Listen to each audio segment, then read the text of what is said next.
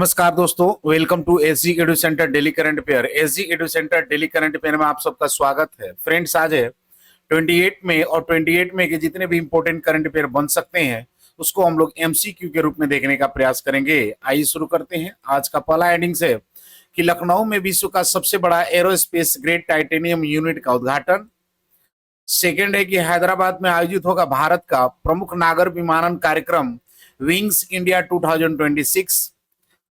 Third है कि BRICS के न्यू डेवलपमेंट बैंक का नया सदस्य बना अल्जीरिया। फोर्थ है कि कुसमैनी बने F2 Monaco grand prix sprint जीतने वाले पहले भारतीय। फिफ्थ है कि प्रोजेक्ट कुश भारत का स्वदेशी लॉन्ग रेंज वायु रक्षा मिसाइल सिस्टम। सिक्स्थ है कि प्रधानमंत्री मोदी ने गुजरात के दाहोद में देश के पहले 9000 HP इलेक्ट्रिक लोकोमोटिव प्लांट का उद्घाटन किया। सेवेंथ है कि चुनाव आयोग ने एक मतदान केंद्र पर अधिकतम मतदाताओं की संख्या घटाकर 1000 की।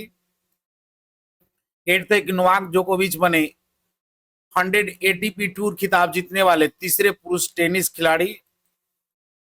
नाइन्थ है कि लद्दाख में सामुदायिक रेडियो स्टेशन पंचशूल प्लस का उद्घाटन।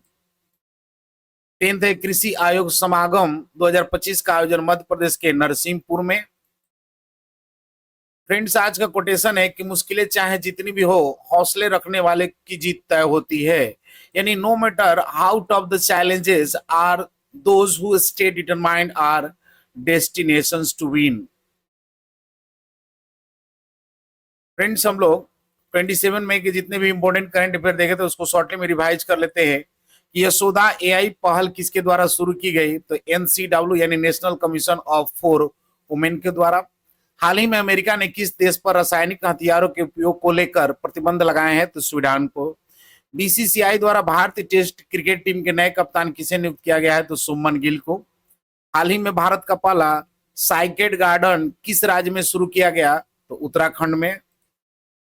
अमृत स्वस्थ भारत नामक AI आधारित रक्त परीक्षण उपकरण किस अस्पताल में शुरू किया गया, तो हैदराबाद में। सुप्रीम कोर्ट बार एसोसिएशन के अध्यक्ष के रूप में किसे नियुक्त किया गया है, तो विकास सिंह को। हाल ही में नए ब्रिक्स विकास बैंक का औपचारिक सदस्य कौन बना है, तो अल्जीरिया। खेलो इंडिया बीच गेम्स 2025 में पदक तालिका में कौन शीर्ष पर रहा, तो मणिपुर।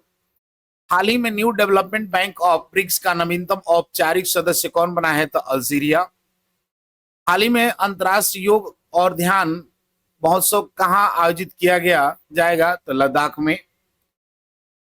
फ्रेंड्स, आज का पहला क्वेश्चन है कि विश्व की सबसे बड़ी एरोस्पेस ग्रेड टाइटेनियम इकाई का उद्घाटन उत्तर प्रदेश के किस शहर में किया गया। यानी the world largest aerospace grade titanium unit has been inaugurated in which city of Uttar Pradesh. Option A Noida, option B Varanasi, option C Lucknow और ऑप्शन डी कानपुर। तो इसका सही आंसर फ्रेंड्स कि लखनऊ के लखनऊ उत्तर प्रदेश में विश्व का सबसे बड़ा एरोस्पेस ग्रेड टाइटेनियम यूनिट का उद्घाटन हुआ है।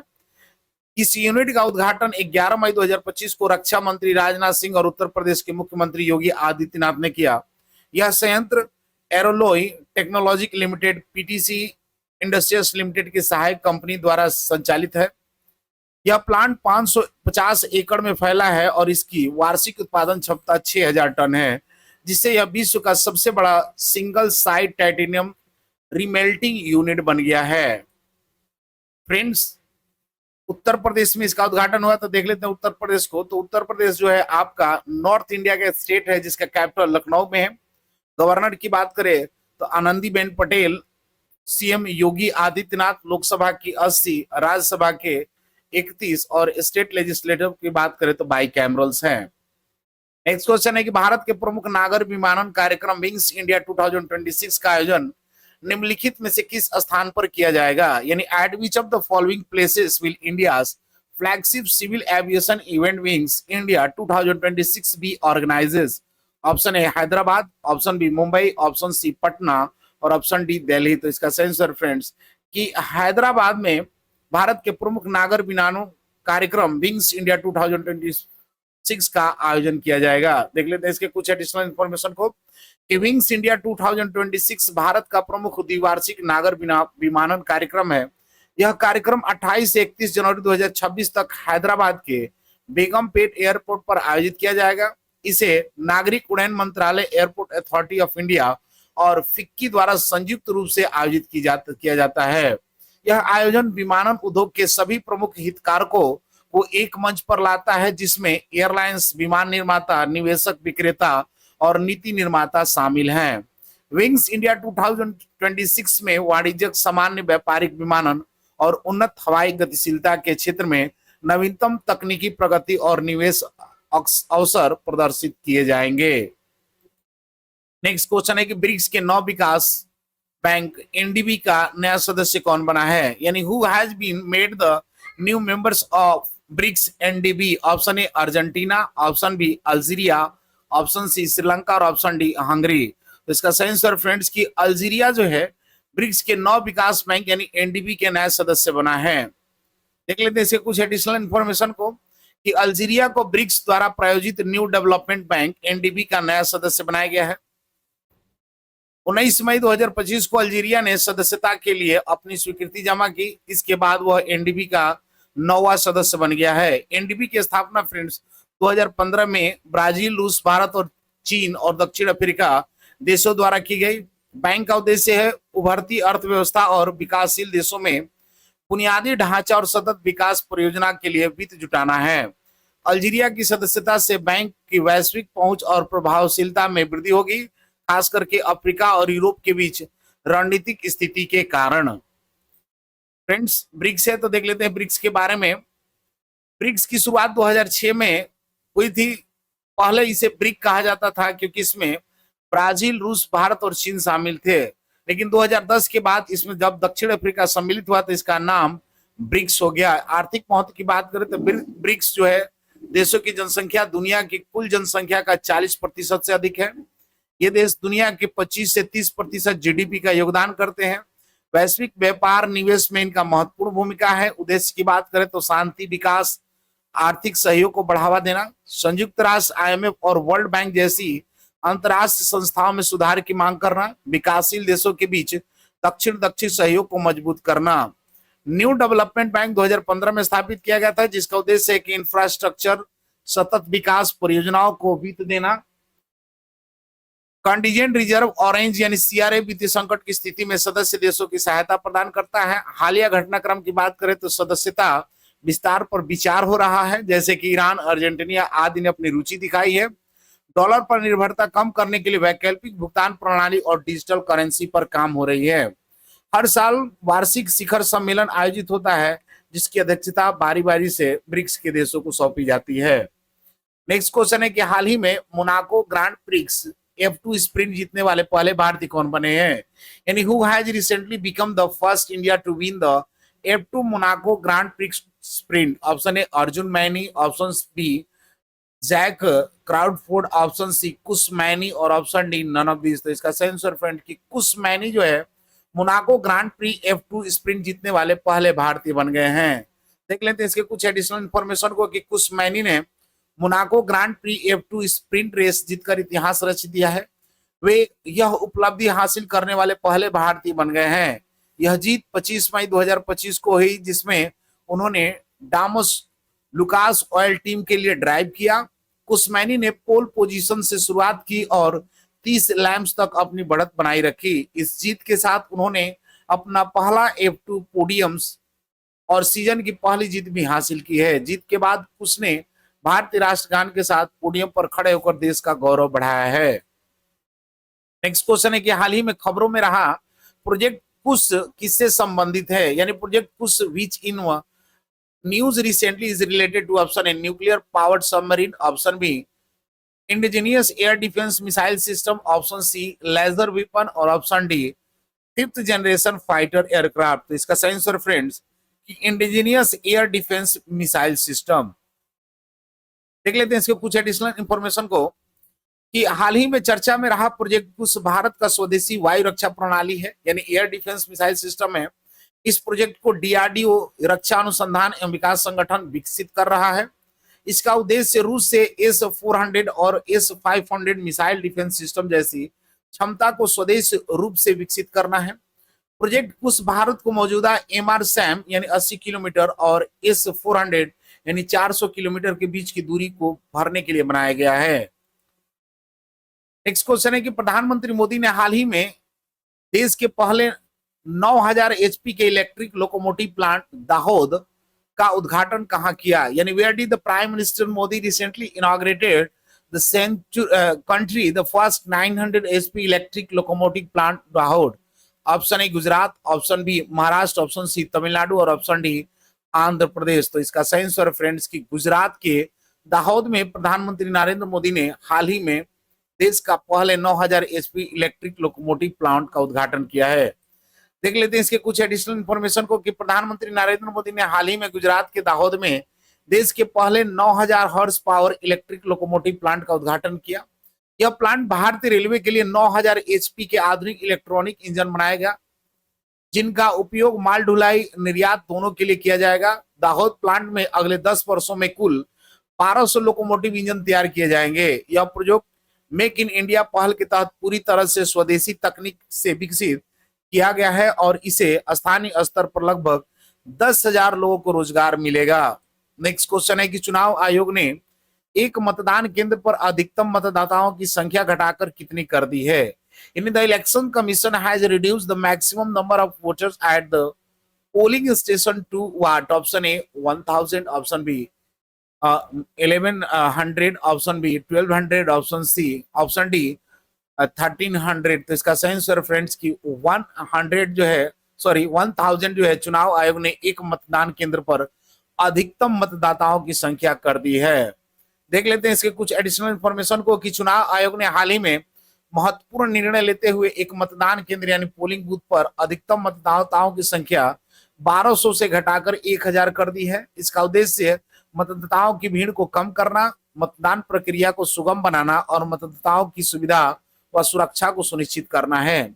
इस बदलाव से बूथों की संख्या में वृद्धि होगी, जिससे मतदाताओं की लंबी कतारों खड़े होने की आवश्यकता कम होगी।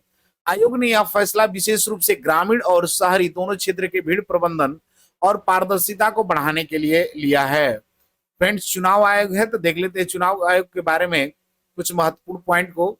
निर्वाचन आयोग इलेक्शंस कमीशन ऑफ इंडिया संवैधानिक संस्था है। निर्वाचन आयोग एक संवैधानिक संस्था है जिसकी स्थापना भारतीय संविधान के अनुच्छेद 324 के तहत हुई है। इसका मुख्य कार्य स्वतंत्र और निष्पक्ष चुनाव को कराना है। संरचना की बात करें तो प्रारंभ में आयोग में केवल मुख्य निर्वाचन आयुक्त यानी सीईसी होता था।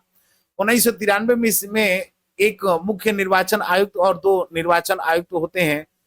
3 के अधिकार समान होते हैं। नियुक्ति और कार्यालय की बात करें तो निर्वाचन आयुक्त की नियुक्ति राष्ट्रपति द्वारा की जाती है।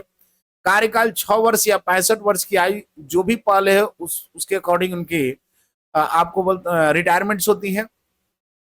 मुख्य कार्य की बात करें तो लोकसभा और राज्यसभा की चुनाव कराना, विधानसभा विधान परिषद की चुनाव कराना, राष्ट्रपति और उपराष्ट्रपति का चुनाव कराना है। मतदान सूची तैयार करना और अपडेट करना, राजनीतिक दलों को मान्यता देना और चुनाव चिन्ह आवंटित करना है। उम्मीदवारों के चुनावी खर्चों की निगरानी करना, ये आपके चुनाव आयोग के मुख्य कार्य हैं। अधिकार की बात करें तो चुनाव में गड़बड़ी या हिंसा की स्थिति में चुनाव रद्द या स्थगित कर सकता है। आयोग को चुनाव प्रक्रिया के दौरान न्यायालय जैसे अधिकार प्राप्त होता है। चुनावी अपराध या भ्रष्टाचार के मामले में उम्मीदवार को आयोग घोषित कर सकता है। स्वायत्तता और निष्पक्षता की बात करें तो मुख्य निर्वाचन आयुक्त को केवल संसद द्वारा महाभियोग यानी इम्पीचमेंट के माध्यम से हटाया जा सकता है। यह आयोग की स्वतंत्रता और निष्पक्षता को सुनिश्चित करता है। प्रौद्योगिकी उपयोग की बात करें तो आयोग ने ईवीएम यानी इलेक्ट्रॉनिक वोटिंग मशीन और वीवीपैट का उपयोग शुरू किया है। डिजिटल तरीकों से चुनाव को पारदर्शी और प्रभावी बनाया जा रहा है। नेक्स्ट क्वेश्चन है कि हाल ही में कौन तीसरे टेनिस खिलाड़ी बने जिन्होंने 100 एटीपी टूर खिताब जीते हैं, यानी who recently become the third males tennis player in the world to win 100 ATP tour titles. Option A Roger Federer, option B Jimmy Connor, option C Novak जोकोविच और ऑप्शन डी राफेल नडाल। तो इसका सही answer friends Novak जोकोविच जो है वो तीसरे पुरुष टेनिस खिलाड़ी बने हैं जिन्होंने 100 एटीपी टूर खिताब जीते हुए हैं। देख लेते हैं इसके कुछ एडिशनल इंफॉर्मेशन को कि नोवाक जोकोविच हाल ही में 100 एटीपी टूर खिताब जीतने वाले तीसरे पुरुष टेनिस खिलाड़ी बन गए हैं। उन्होंने यह उपलब्धि जेनेवा ओपन 2025 के फाइनल ह्यूबर्ट हार्कस को हराकर हासिल की है। उनसे पहले यह रिकॉर्ड जिमी कॉर्नर जो कि 109 खिताब जीत चुके हैं रोजर फेडर 103 खिताब इनके नाम हैं। जोकोविच ने 24 grand slam, 7 ATP finals, 24 masters, 40 master, 1000 Olympic gold सहित अन्य अपने 1000 किताबों में 100 किताबों में अधिकांश बड़े टूर्नामेंट जीते हैं। वे ओपन एरा में 20 अलग अलग सीजन में खिताब जीतने वाले पहले पुरुष खिलाड़ी भी बन गए हैं। नेक्स्ट क्वेश्चन है फ्रेंड्स, नोवाक जोकोविच जो है वो सर्बिया से उनका संबंध है। तो देख लेते हैं सर्बिया को मैप में। तो सर्बिया जो है आपको यूरोप का एक कंट्री है जिसका कैपिटल बेलग्रेड। प्रेसिडेंट की बात करें तो अलेक्जेंडर वुचिच है। करेंसी की बात करें तो सर्बियन दिनार है। नेक्स्ट क्वेश्चन है कि हाल ही में सामुदायिक रेडियो स्टेशन पंचसूल प्लस का उद्घाटन हुआ है। कहां उद्घाटन हुआ है? यानी where was the community radio station Panchsul pulse inaugurated recently? Option A Ladakh, option B Sikkim, option C Uttarakhand और option D none of this. तो इसका सही आंसर फ्रेंड्स कि लद्दाख में सामुदायिक रेडियो स्टेशन पंचसूल प्लस का उद्घाटन किया गया है।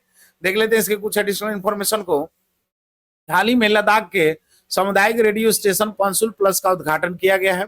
यह रेडियो स्टेशन लद्दाख के पंचसूल क्षेत्र में स्थापित किया गया है, जिसका उद्देश्य है कि स्थानीय समुदाय को सूचना, शिक्षा, स्वास्थ्य, संस्कृति और मनोरंजन से जुड़ी सामग्री प्रदान करना है। पंचसूल प्लस स्थानीय बोली और संस्कृति को बढ़ावा देने के साथ साथ सरकारी योजनाओं और जागरूकता अभियान का भी प्रसार करेगा। इस रेडियो स्टेशन की स्थापना से दूर दराज के क्षेत्रों में रहने वाले लोगों को भी सशक्त और जागरूक बनने में मदद मिलेगी। नेक्स्ट क्वेश्चन है और आज का अंतिम क्वेश्चन है कि कृषि उद्योग समागम 2025 का आयोजन कहां किया जा रहा है? यानी वेयर इज द कृषि उद्योग समागम 2025 being organised? Option A Uttar Pradesh, option B Maharashtra, option C Madhya Pradesh और ऑप्शन डी गुजरात। तो इसका सही आंसर फ्रेंड्स कि मध्य प्रदेश में कृषि उद्योग समागम 2025 का आयोजन किया जा रहा है। देख लेते हैं इसके कुछ एडिशनल इंफॉर्मेशन को कि कृषि उद्योग समागम 2025 का आयोजन मध्य प्रदेश के नरसिंहपुर जिले में किया जा रहा है। यह समागम 26 से 28 मई 2025 तक आयोजित हो रहा है। इसका उद्घाटन भारत के उपराष्ट्रपति श्री जगदीप धनखड़ ने किया, जिससे राज्यपाल श्री मंगू भाई पटेल और मुख्यमंत्री डॉक्टर मोहन यादव भी उपस्थित रहे। इस समागम में आधुनिक कृषि तकनीक, यंत्रों, ड्रोन आधारित कृषि, आर्टिफिशियल इंटेलिजेंस, जैविक व नैनो फर्टिलाइजर, पावर स्प्रे, सूक्ष्म सिंचाई संयंत्र आदि का प्रदर्शन किया गया। प्रदर्शनी में ग्रामीण महिलाओं और पशुपालन विभाग की भागीदारी को भी विशेष रूप से सराहा गया है। नेक्स्ट फ्रेंड्स, लास्ट वीडियो का क्वेश्चन था कि हाल ही में अंतर्राष्ट्रीय योग और ध्यान महोत्सव कहां आयोजित किया गया? तो इसका सही आंसर है ऑप्शन सी उत्तराखंड में। आज का क्वेश्चन है कि कृषि उद्योग समागम 2025 का आयोजन कहां किया जा रहा है? Option A Uttar Pradesh, option B Maharashtra, option C Madhya Pradesh और ऑप्शन डी गुजरात। फ्रेंड्स, इसका आंसर कमेंट बॉक्स में जरूर दें। मिलते हैं अगले वीडियो में, तब तक के लिए जय हिंद।